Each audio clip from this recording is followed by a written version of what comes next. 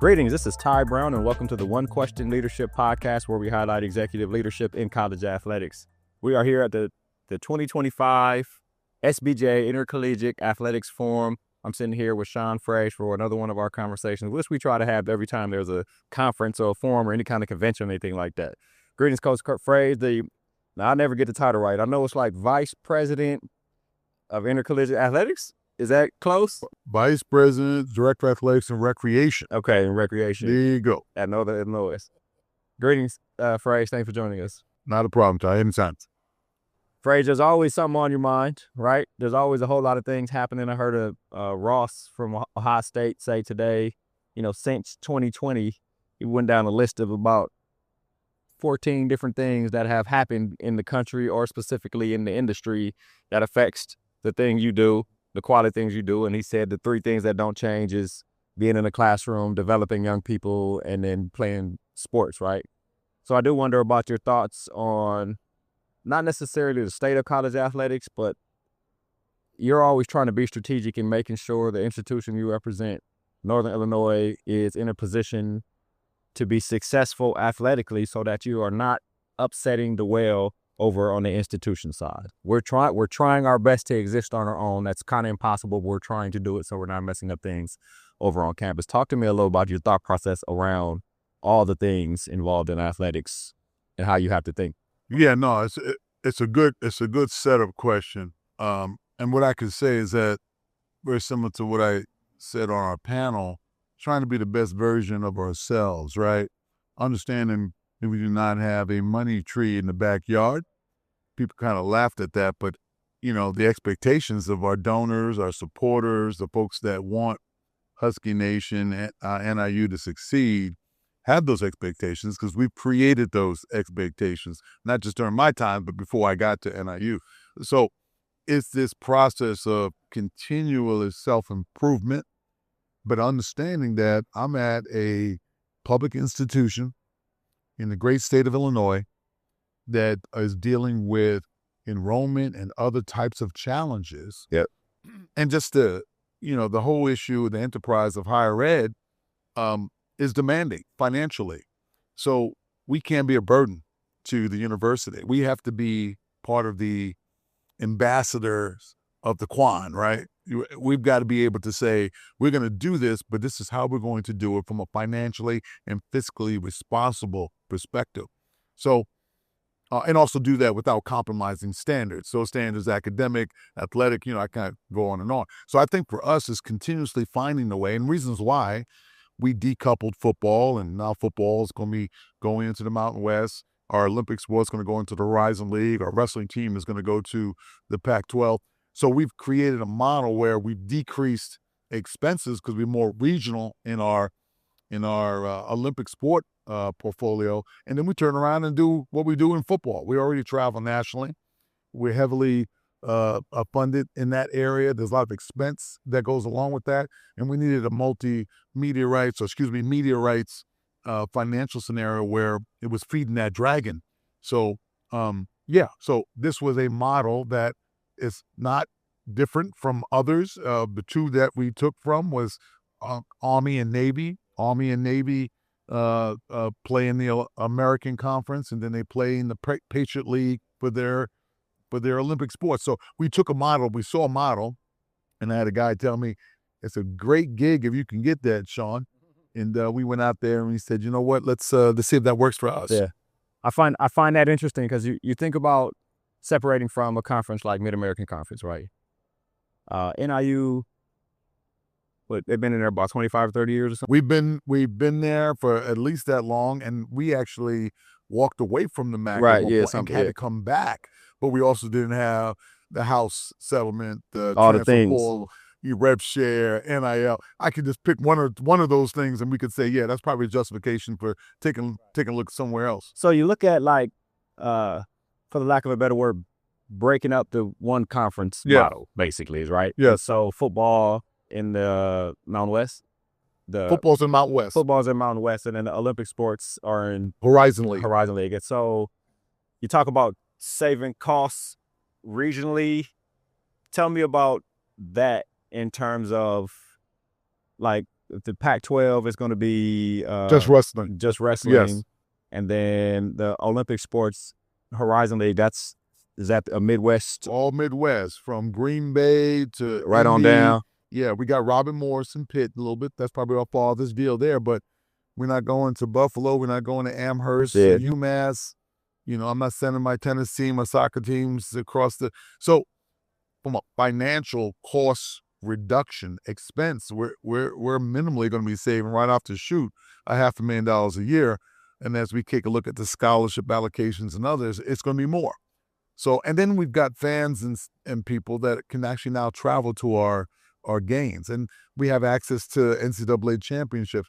It's a great solution, again, with the changing climate and changing atmosphere of college athletics. We've got more regional on the meaty side of our sports portfolio, and we put our football on the plane, and we were doing that anyway. Yeah, right. So does the expense of flying further with football-ish, is it similar to what you were flying in the MAC and then playing outside of the MAC type situation? Yeah, it's football specifically. It's obviously farther. You know, we didn't have Hawaii in our conference. We got Hawaii in our, but we're not traveling to Hawaii every year, right? So the reality is that we've increased the media dollars that are coming to us. In terms of where you're going. Yes, substantially. Yeah. And then we've got commitments to our operational budget, but now we're opening our whole portfolio up where we're bringing in the Mountain West schools into our portfolio. We're also bringing in the Horizon schools into our portfolio. So we're able to capitalize now on that financially, to ticket sales, multimedia rights. You know, it's like that new car, right? You got to maximize everything you can. So we are being compensated, so to speak, to do the operational pieces, but now we're also opening up ways to reduce expenses on the regional side, and then we're also going to enhance that with the new media outlets that we're going to be now in. One person said to me a couple of years ago, like, really the only way to bring in more money is to, for the lack of a better word, increase subscribers, right? Almost like Netflix, right? You always want to get new subscribers. So now we're in Hawaii. Like, y'all need to know what these Huskies are talking about over here. Correct. You know what I mean? And they're going to benefit too, right? So part of the attraction of Mount West, now they've got, you know, we're not in the city of Chicago. We're in the suburbs. We're in Chicagoland, but we have 200,000 living alums in Chicagoland. We're an hour and 45 minutes from downtown Michigan Avenue. So we're also the third largest media outlet in the country. So they benefit from coming to you guys too, exactly. They're so the whole coming to us, yeah. And we're going to put them on Showtime, right? So that is a good relationship. In, you know, as we kind of take a look at the Mount West product, we're excited about that.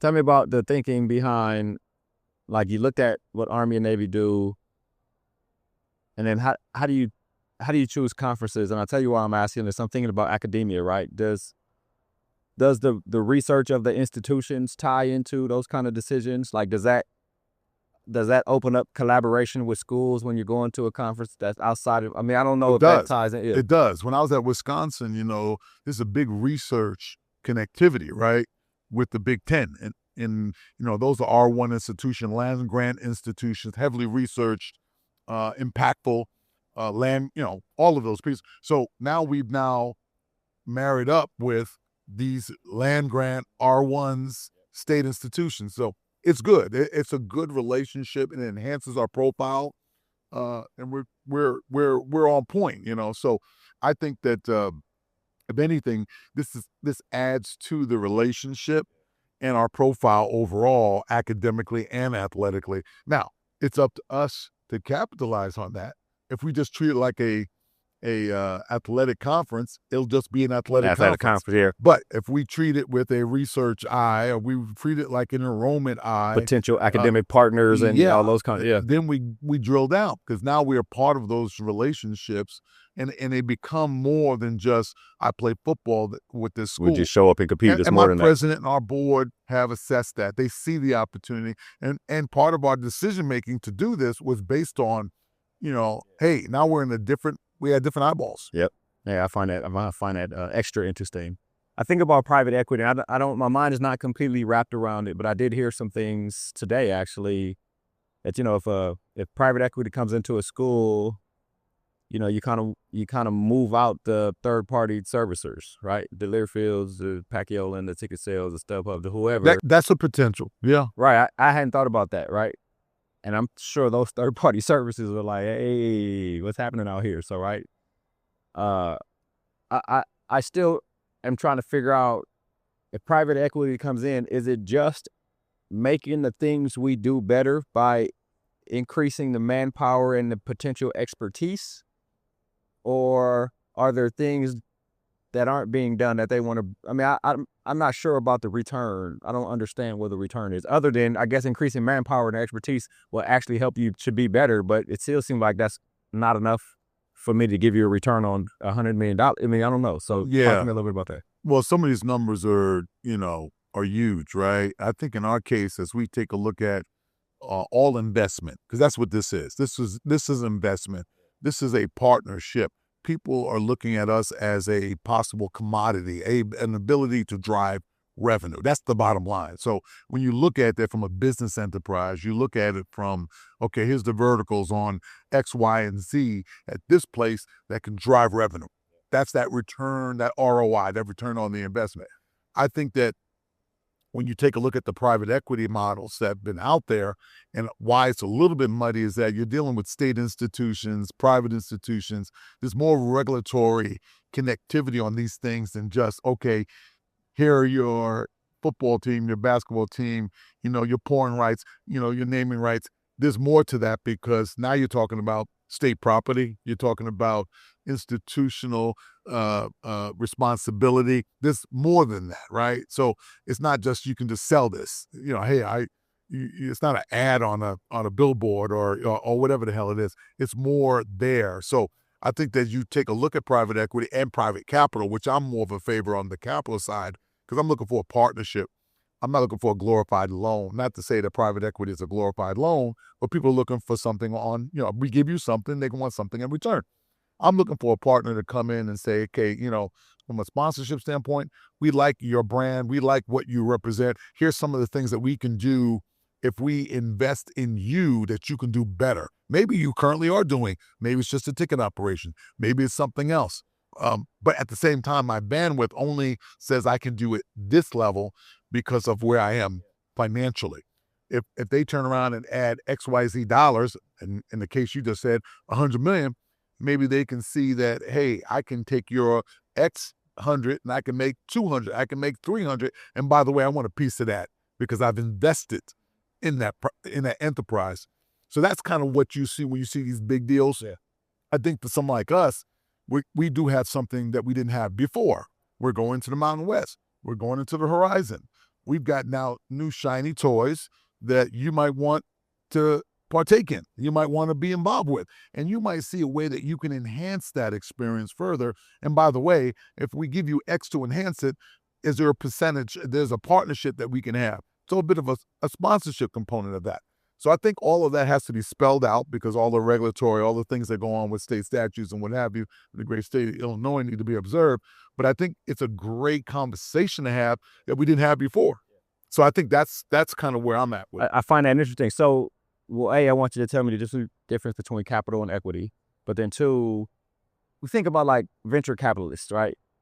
Or even just creating an entrepreneurship, right? That's basically what it is. You hit it right there. You can't, I saw the bells ringing in your head, because that's what it is. A venture capitalist has a bit of money, have a bunch of investors that are taking their money and making more money on that money. So ultimately, they're targeting opportunities. Yeah, targeting opportunities to, again, enhance the amount of money that they have. And they have a bunch of investors who are willing to do that by virtue of the opportunities that they see to increase their return on the investment. And then the equity is different how? Equities can be very similar. I think we're all dealing with private equity. This is out of my scope. Oh, yeah, right. But what I've learned in this process, especially in the last 5 years, is that, some people don't have the upfront capital and they want to draw off that equity. Do you see what I'm saying? It's almost like, with your home. You have a certain amount of equity within your house, and you want to borrow off of that equity now. At some point, you're going to have to pay it back, or you're going to have some way to satisfy that particular note. But you do have a certain amount of equity already built up, and you're basically taking that upfront dollar to be able to deal with that, because maybe you don't have it right now to be able to invest for the future or to enhance the current operation. So I don't know if I messed that up, but that's my thoughts. I look at that as more of a glorified loan off of my particular situation. I'm not looking to do that. I got enough bill collectors on my behind. I think I said that on the panel, but I am looking for a partner that sees the opportunity to make more on their investment. So I'm looking more on the capital side of it to be able to, tease out some of the things that we know we have at NIU that if they, build it up and they support it, they should partner in some of that as well. How much, that's to be determined. And I think that's the kind of partnership that we have with some of our multimedia rights group that's out there selling sponsorships and doing those types of things. So I think that we've put ourselves in a better situation to tell that story because of the newness of the Mountain West and the horizon and just where our momentum is going right now. Yeah, it's interesting because you think about entrepreneurship. What is the problem you're solving, right? Instead of just having a great idea, a venture capitalist invests in a company that has a good solution for a problem to be solved. They help grow that, incubate, grow it to a certain point to now it's operating on its own, and there are a whole bunch of people using that solution for what it needs to be used for. And then venture capitalists either stays in or they find an exit, they get out and sell the company to something else. Well, no, it's to your point. They see this as an opportunity to grow revenue. We now have all of these new expenses. Rev share is one example, right? With the student athletes, dealing with the NIL component. We have new things now that are demands on college athletics that have to be satisfied, and they can't be just satisfied by the institution itself, just kicking more money into the operation of athletics. So we've got to be much more entrepreneurial on how we take a look at without compromising the standards of graduation and other things that are been sacred to academia. So we've got to think about that, but it's got to be a lot more strategic in that approach. And this is one method, right? There's probably other methods, but I think what institutions need to do is take a look at that and say, we would never do that. Like when we're talking about, branding on jerseys, branding that are on our field.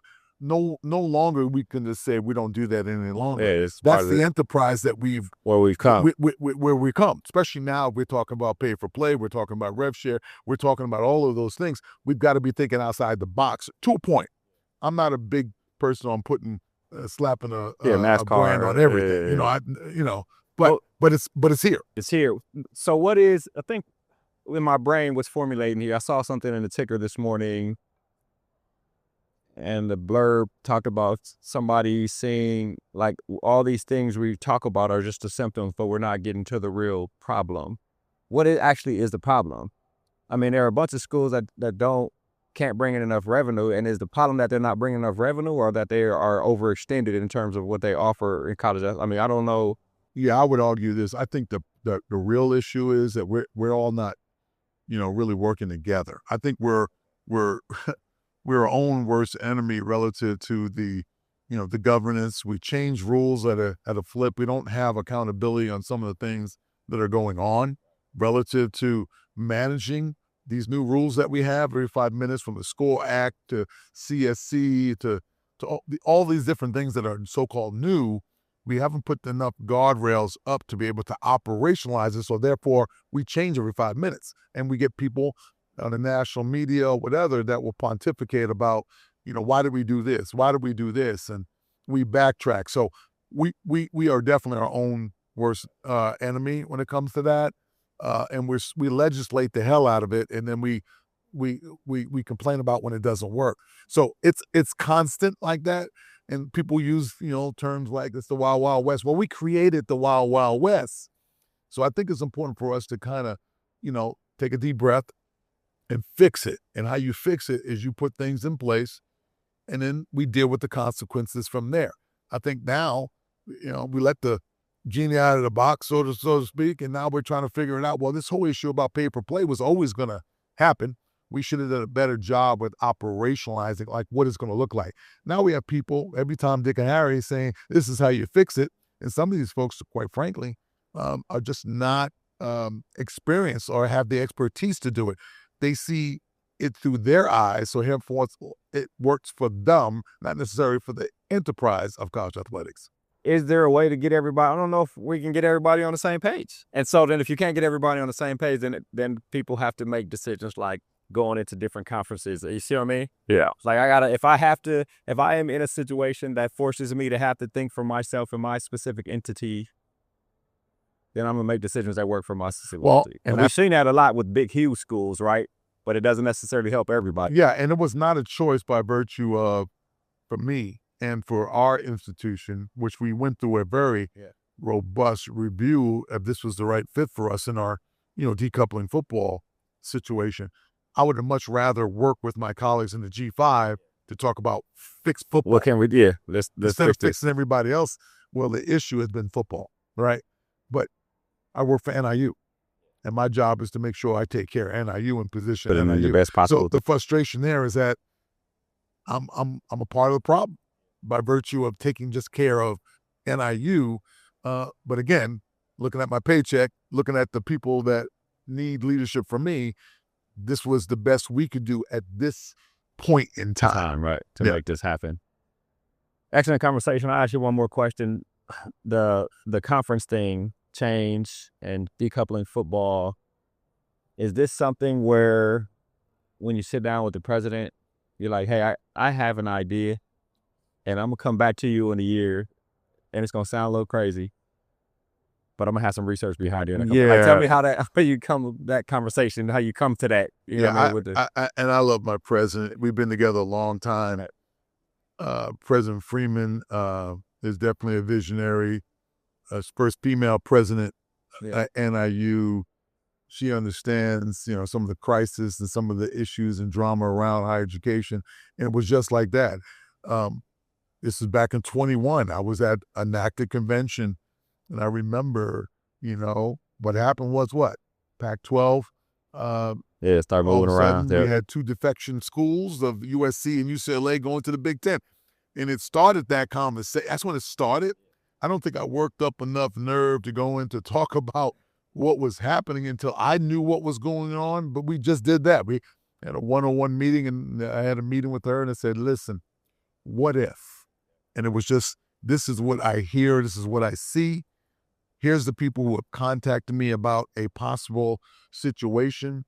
The situation around decoupling football was one, but because of the deterioration of the then Pac-12, it created other opportunities for us because of who we were, right?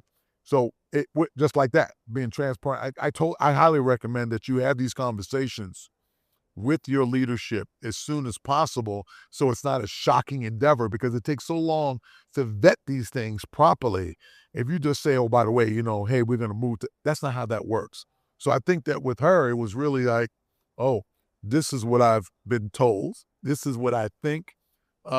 We will continue to have this conversation with some data and some other things, but this is coming down the path like, and then it's a sobering moment because, hey, what are you saying? I'm like, if we don't do this, I bet you that there's other MAC institutions or other institutions like us that will take this opportunity. And I can verify those. So what we're trying to do is, again, be innovative, but also see how does this affect NIU in the ecosystem of athletics and higher education. So, yeah, it was an interesting conversation.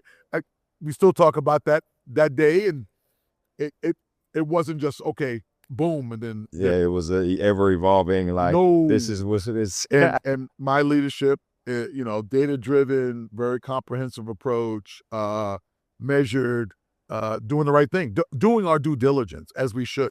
To make it happen. Well, Frazier, it's always good to talk to you. I really appreciate you joining us here on the One Question Leadership Podcast. Anytime, brother. Keep it going. Keep it going. Yes, sir. That was Sean Frazier, Vice President, Director of Athletics and Recreation at NIU. And of course, I am Ty Brown with one question. And keep in mind, the role of a leader is to create and maintain an environment that people want to be a part of. And as always, be better tomorrow than you are today.